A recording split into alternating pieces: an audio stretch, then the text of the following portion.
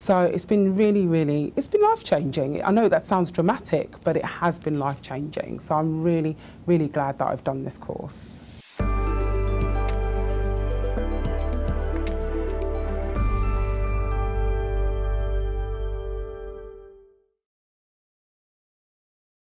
Part of my journey was supporting staff in terms of their conflict resolution, in terms of grievances and complaints. And I could see where small pebbles soon became massive swirls of issues.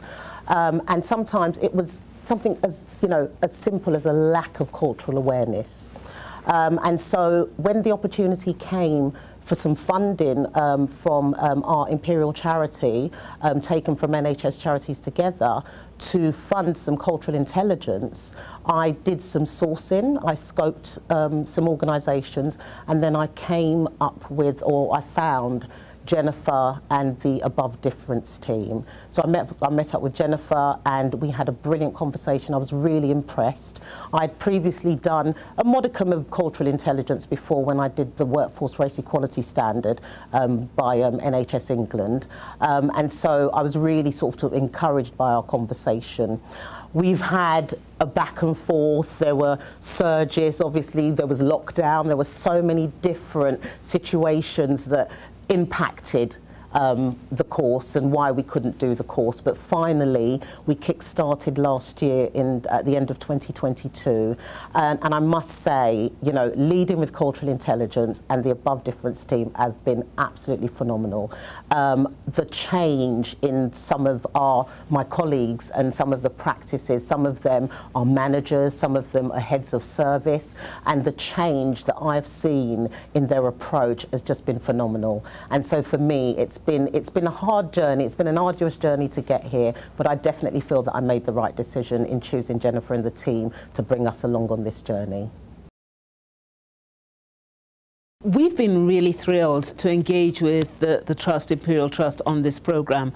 Joselyn approached me sometime at the end of last year and was really clear about what she wanted for the network and really the diverse range of people that she wanted us to engage with, and thinking about a programme that was going to bring all of those people together and was going to challenge some of those very important issues that she had noticed around culture, around engagement. So we designed a very unique programme for Imperial College Healthcare, and that was very much around working with the race equality ambassadors and members of the network. Now, this has been a unique program. It's been a journey. Like all of our programs, we're never about a single intervention or just a training course. This has been a journey of getting to know the participants, of introducing them to our core model which looks at cultural intelligence, inclusive leadership, change management, and value-driven leadership, and really getting them to think about how this applies to the way they lead and the way that they engage. And it's been a thrilling journey, and we are just so excited to see the results at the end of it, and those really tangible expressions of changes in behavior, changes in attitudes, and a real growth in terms of their cultural intelligence. I think I've always had the impression that, cultural sensitivity and awareness is sort of enough, but I've realized that cultural intelligence is so much more than that, and that's what this training really brought for me, and it's really equipped me and empowered me to support our international nurses. We're getting a lot of nurses from all over the world to come and work in the NHS, and I have a crucial role in supporting them as one, a race equality ambassador for the Trust, and number two, as a clinical practice educator. I welcome them into the ICU and I sort of help them adapt and eventually, be a full-fledged nurse working with us in our ICUs.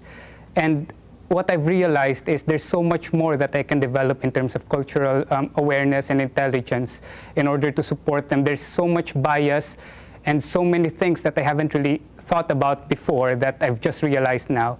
So yeah, I feel more confident and equipped to support them.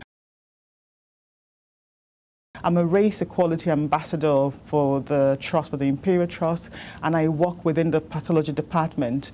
And one of the things it's done is help me manage where colleagues have approached me regarding race equality issues, because I'm fully aware or more aware of cultural differences, which I know plays a huge part in race equality issues, and that has been really, really beautiful. So the trainings really helped me recontextualize some of my relationships.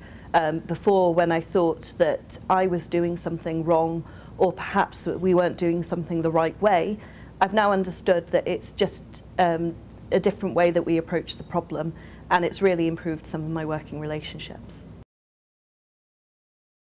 We employ a range of cultural intelligence assessments in the work we do with our clients. And this was one of the first times that we'd actually used the T1 and T2 CQ Pro assessment, which means that we did an assessment at the beginning of the program before people really engaged with us, and one 6 months later. And I have to say the results have been pretty astounding. I mean, we've seen things like their CQ knowledge rise 15, 16 points above the worldwide average, when prior to the program they were about a point or two below the worldwide average. So these are real tangible elements of showing how the participants have moved, have traveled, have learned, have developed in the time in which they've been engaged with the program. I think one of the challenges when you're looking at the EDI, the inclusion agenda, is actually measuring what works and getting evidence and proof of what works. And so for us, being able to bring a report back to the trust, which is independent, which shows that this has actually delivered and that it's actually developed their employees, I think is just amazing. I'm extremely proud. I'm really proud. I'm proud because we are dealing, first of all, one of the things that I wanted to do, I really wanted to provide the opportunity for different levels of staff. So we have staff members who are band 5s, and we have up to consultant level. And so because I wanted that influence to be as wide reaching as possible. And the T2 results were absolutely encouraging and really phenomenal. I haven't had time to take it all in as yet. However, it's something, I think it's exemplary really, and something that I will be sharing with our Imperial charity, with our board, to show them the value of cultural intelligence and leading with CQ particularly, and how much more that we can do across this massive trust. I work in critical care, and it's very diverse. We've got about 600 nurses and healthcare support workers, and it's so diverse. We have people from all different kind of cultures and places in the world, and you know, even within Europe we've got different, you know, all these different cultures, all these different areas that people come from. And so everybody's got different belief systems, everybody's got different ways of working and different ways of being. So never before has it been this important to really up my game where cultural intelligence is concerned. And I know that there has been such a transformation since I've done this course. I guess for me, I work in recruitment, and it's really made me think about the way I interact with my colleagues and also candidates as well. I think it's helped me to understand that people from different backgrounds may react differently to when you're asking them different questions. And then also it's just made me be more patient with people as well. I think the Leading with CQ course really was more impactful than any other course, because it was you could see the changes in your interactions with others. My mindset completely changed. There were things that I really hadn't thought about before that it brought to light, that made me change my behaviours, and not just my behaviours. I saw the change in others' behaviours, and for me, I felt that that was the most impactful. And the fact that it made me look at people, situations and the organisation in terms of culture, which I'd never ever done before. We ended up just having a frank conversation about it, because both of them were aware that in their culture the older person should have more authority, yet in the workplace that wasn't the case, and it was just causing a lot of friction. And I think sort of having the confidence from this course, we were able to just sort of say, you know, that is that is the sort of culture. But in the business or in the workplace, that doesn't work. And then, you know, it sort of was resolved quite amicably, and there wasn't an issue since then. So for me, that was a really good example of actually putting it into practice. I guess the one that immediately springs to mind from my point of view and in my role is how much an understanding of the cultural intelligence has impacted my recruitment strategies. So just knowing the different values and drivers that reside with different interviewees has meant that we have been, and this is both my department and wider in pathology, we've made changes to the way we approach both the questions we ask, how we respond to the answers, and most of all the expectations we have of the people who are applying for these positions. And that's been quite powerful.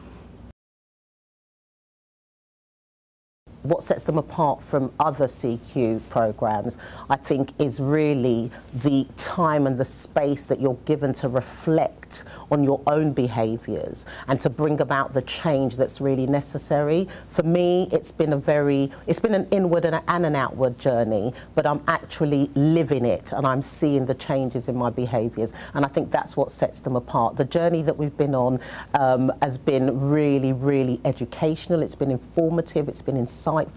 And really reflective. You reflect on your own behaviours and it really impacts the way you look at others. The approach of above difference wasn't race focused, and because it wasn't race focused, it meant all of a sudden I definitely felt more relaxed, and it was actually more in tune with my way of thinking.